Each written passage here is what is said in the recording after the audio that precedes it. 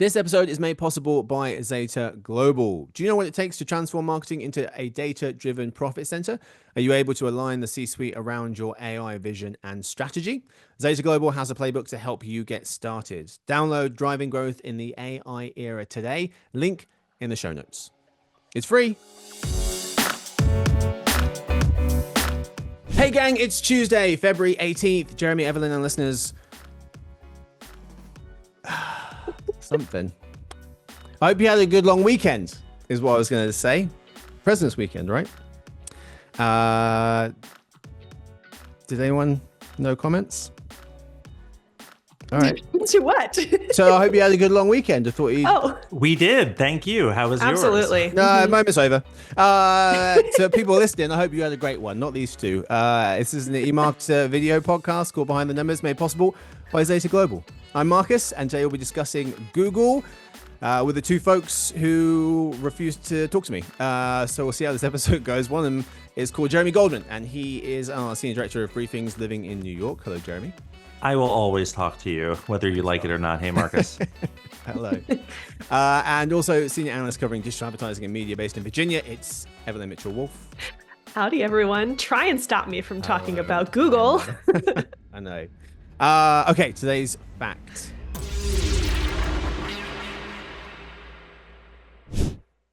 This is rough.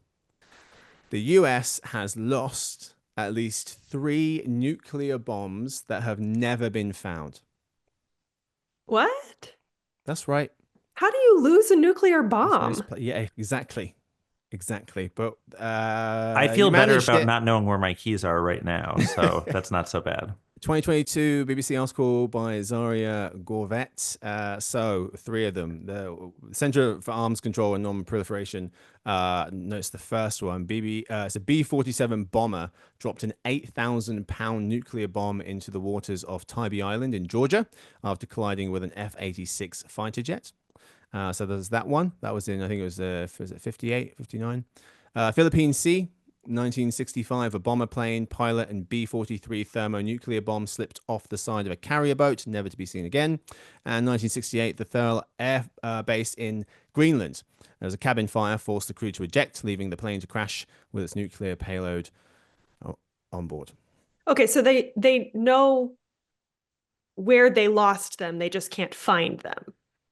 Not that they just disappeared out of tracking I like systems. that you're putting like a positive spin on it. I'm just trying to forget where they put it. Like, where's the nuclear bomb? That's what I thought, and so I'm reeling myself Where'd you put it? I don't know. We know what part of the planet it's on, so we feel a little better. However, because that is frightfully terrifying and negative, also, this is a new fact of the day for you. According to research by scientists at Northampton University, which is the town next to where I grew up, cows have best friends. Oh, I love that. I love cows. I love friendship. And we're back. And they get stressed when separated. That's precious. Are you milking this fact for all it's worth? Oh, yes. And on that note, today's real topic, Google.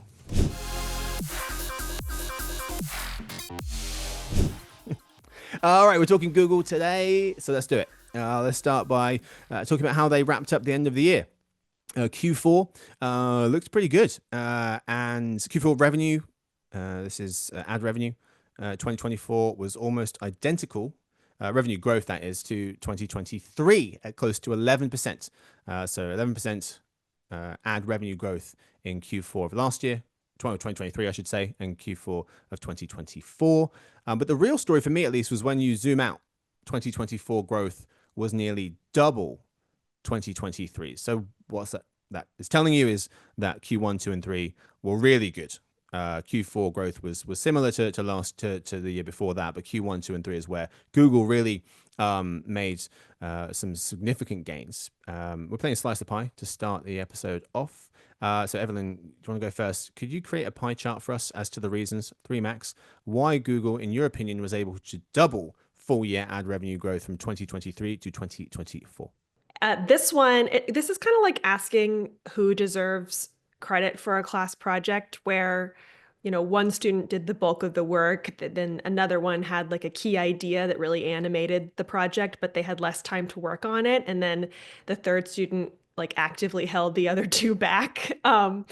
In this situation, Google search would be the workhorse, YouTube would be the idea guy, and network would be the slacker. Network's underperformance is no mistake on Google's part. It's a very strategic choice. It's lower margin than search and YouTube, which are owned and operated by Google. Network attracts outsized regulatory scrutiny for the amount of ad revenues that it contributes. In Q3 2023, YouTube contributed more ad revenues than Network for the first time, and Network has continued to shrink while YouTube has grown. And then over the course of 2024, Network accounted for 11.5% of ad revenues, but since it logged negative growth every single quarter, I'm going to say it gets no pie.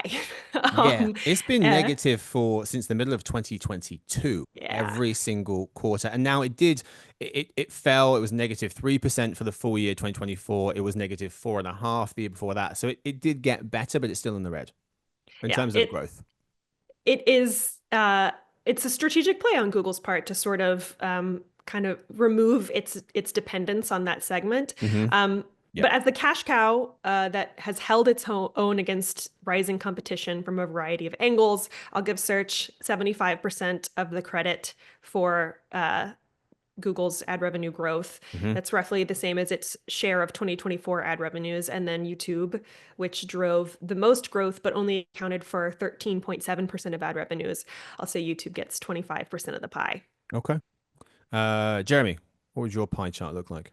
For advertising only, right? Yep. Yes. Yeah, that's what I thought.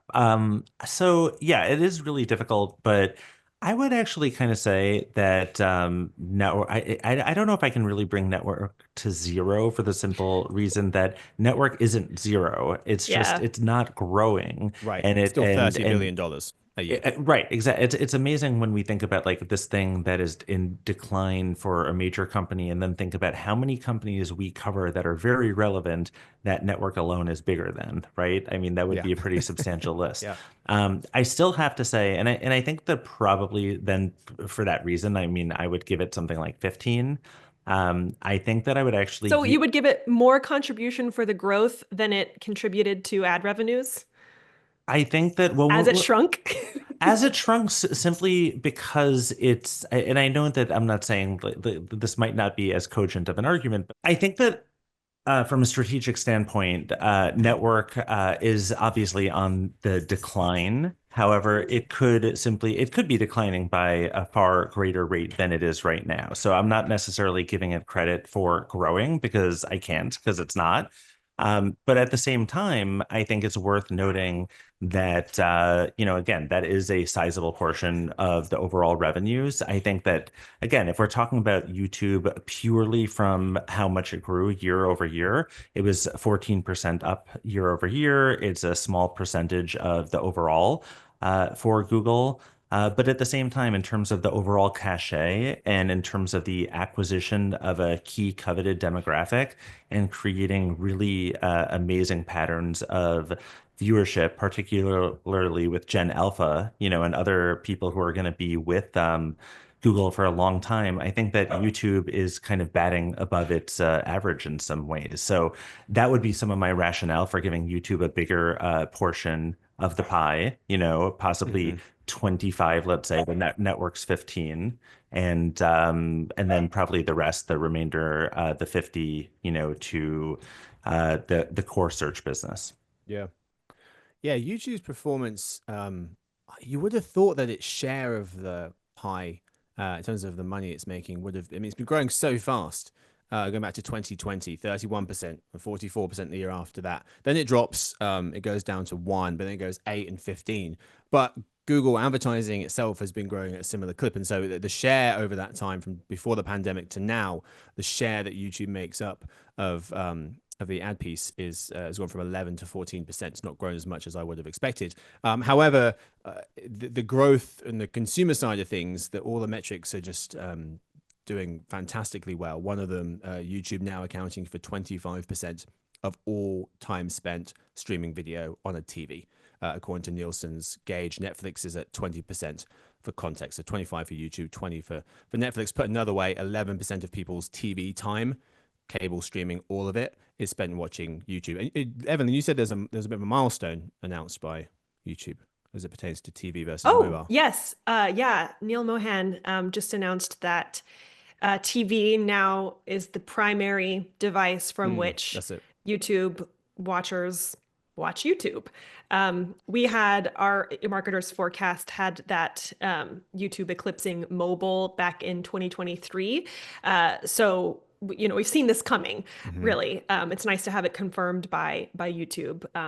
But YouTube is definitely a big player in the TV space, and it has, that's part of why I didn't find YouTube's performance surprising. It has a lot going for it. It is a darling of consumers, and YouTube is working really hard to capitalize on those consumer viewership trends. Q4 revenue for YouTube cracked the 10 billion mark for the first time, which is pretty impressive. Let's talk about the cloud piece of this, because clouds is kind of a bellwether for how people see Google's AI business investments going. Cloud revenue growth disappointed, but Google's cloud's operating income was more than double year over year, over 2 billion in Q4. Evelyn, what do you make of how cloud's doing and what that says about Google's AI investment? It's a really tangled knot to try and unpick here. I think Google has put a lot of effort into incorporating AI into, to bring it back to advertising, into all of its ads products and into consumer-facing products. And that is a really, I think it's harder to look at as a bellwether for how AI is performing for Google, because there isn't necessarily a line item on the earnings report that says this is how much AI contributed to our ad revenues. But I think, cloud is doing pretty well, all things considered. I think this disappointment was unfortunate, considering just the timing of everything going on with DeepSeek and questions around the closed model strategy Google has employed. So I suspect that's part of the market's reaction around cloud's disappointment. But as far as actual performance, I think it's respectable. Yeah, it's such an interesting question now, or discussion, which is around, Jeremy, how DeepSeek may have kind of reset how we view AI progress. And Jennifer Elias was noting that Google plans to invest 75 billion in capital expenditures in 2025 as it continues to expand on its AI strategy. A month ago, that would have been viewed by investors as a good thing, but it feels like DeepSeek's kind of recalibrated the market somewhat. When shareholders read this, now they might instead be thinking, do we need to spend that much? Nvidia's stock price is still down 20% since DeepSeek showed the world that you might actually, maybe you don't need that much computing power to build advanced AI models. On the other hand, Dan Gallagher of the Wall Street Journal was noting analysts were widely expecting Google to boost its CapEx plans, with the company being actually a bit late to the expensive AI party. What do you make of how investors, folks, are going to look at these big tech giants paying for AI data centers, paying billions and billions of dollars in light of this R1 model from DeepSeek saying, oh, look, we spent $6 million and achieved similar results? Well, a few things there. One thing is Microsoft said that for their fiscal, they were going to be investing around that same amount as Google. Okay, Yeah, so like we 90 can't billion, put this yes. out of context, right? Meta said that they were going to put in a little bit less than that, Yep. but quite a significant amount. And some of these announcements happened before DeepSeek broke through. People might have overreacted to DeepSeek. I'm not saying they definitely did, but it's just like one of those things where, some information comes out, it may or may not be 100% accurate, and everybody Yeah. freaks out and starts doing what somebody else did. It's worth noting that SoftBank, which is not necessarily trying to throw, bad money after good, or whatever the phrase is. I'm awful at, turn of a phrase. Decided to throw in a few more $1 billion into OpenAI, and this was actually after DeepSeek. So I think that the jury is still out on what's the best way to, make it big with respect to AI. But I think the key thing is obviously you have to pay for these investments, no matter what they are, if they're big investments or if they're small, and you have to find different ways to monetize these investments. Google's clearly trying to do this both on the cloud front, both on the consumer facing front from a recommendation standpoint, which they've done forever, with YouTube and ad optimization. They've invested in faster ad creation tools to get people to create ads at a faster clip and make that whole entire experience more seamless. So I think ultimately the key thing is, are they investing a lot? Yes. Are they finding enough ways to justify these investments? That's something that they're clearly very Yeah. much focused on And this that's year. how folks might start to look at this. Nico Grant of the New York Times was saying Google would spend, as we mentioned, $75 billion in CapEx in 2025. That's up, for context, from $52 billion last year or the year before that. So it's a difference of over $20 billion that he notes could have otherwise added to the company's profits. And so I think there is now going to be a bit more scrutiny, even if it wasn't 6 million that they used to develop DeepSeek, to their R1 model, even if it was 15 times that, you're still looking at 100 million. Even if you times that by 10, it's still, whatever it is, it's still a lot less, Evelyn, to what you were saying, going with the more of an open source model. In terms of, lots of stories coming out about there's this model, that model, there's ChatGPT, there's R1, there's Anthropic has Claude, etc., etc. However, it doesn't seem to have knocked Google off the kind of search perch, if you will. Ooh, They still see what I've search done. perch. Bang, That's great. you're welcome. uh, that's why they pay me the medium dollars, Evelyn.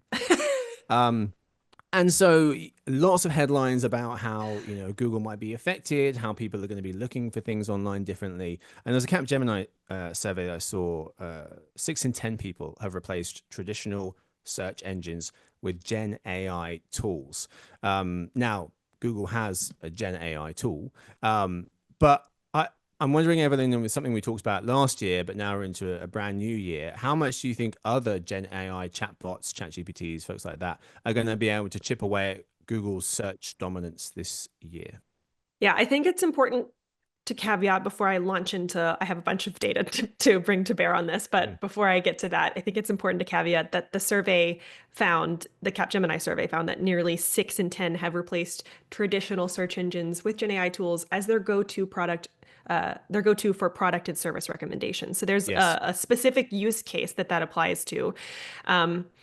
I recently put out a data drop on the state of Gen AI search going into 2025, because there is so much buzz about Gen AI platforms and Google's vulnerability, and there's survey data that suggests a critical mass of consumers has decided to defect from Google, and yet it doesn't really show in a lot of different places. Google's search ad revenues are healthy. We just discussed that. They grew 13.2% year over year in 2024 compared to 7.7% in 2023. So that's positive momentum.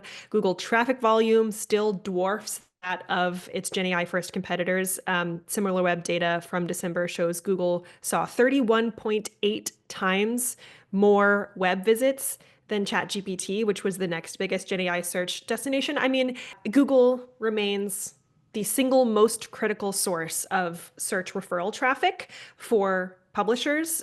Data from Bright Edge shows that despite did I take your data, Jeremy? You did. It's a video podcast. People saw me react. Oh, well, it's live podcasting. Throwing Well, things. I mean, there's so much data about this right now, which is why I put together the piece I did at the start of the year.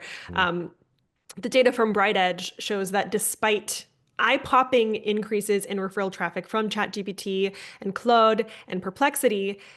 I mean, those growth rates are from such a small base compared to Google that Google's share of referral traffic remained pretty much unscathed at 92.4% in November 2024. So Google is still a giant in this space. All that said, GenAI chatbots will chip away at Google search dominance in 2025. Obviously, Google is no longer the only game in town. Obviously, consumers find the experience appealing, at least for certain use cases.